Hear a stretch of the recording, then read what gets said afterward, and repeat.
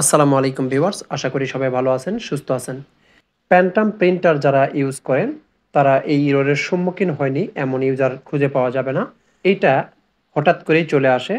দেখতে পাচ্ছেন drum unit live and 3001, এইটা হঠাৎ করেই চলে আসে। যদি এমন আসে সেই ক্ষেত্রে আপনারা প্রাথমিকভাবে যে কাজটা করবেন সেটা হচ্ছে আপনারা খুলে নেবেন ড্রাম ইউনিট।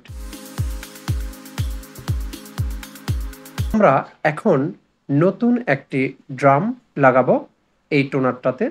এই যে এই ড্রামে আমি আমি টোনারটি ইনসার্ট করব, তারপর দেখব কি হয়।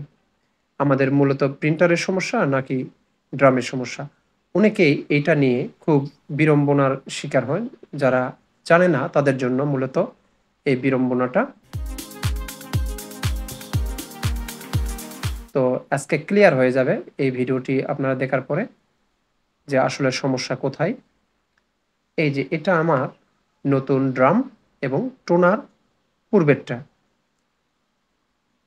টোনারে কিন্তু সমস্যা নেই, সেটা এখন আপনারা দেখলেই বুঝতে পারবেন। এই যে দেখুন প্রসেসিং, অর্থাৎ এই ড্রামের সমস্যা।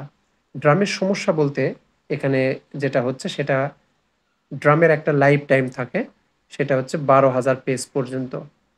12,000 পেজ যখন কমপ্লিট করবে তখন হঠাৎ করেই এটা মেসেজ চলে আসবে এবং আপনাকে আর প্রিন্ট দিবে না। এই যে দেখুন এখানে। তো আশা করি ভিডিওটি আপনাদের উপকারে আসবে। ভালো লাগলে অবশ্যই লাইক, কমেন্ট, শেয়ার করবেন আর সাবস্ক্রাইব করে সাথেই থাকবেন।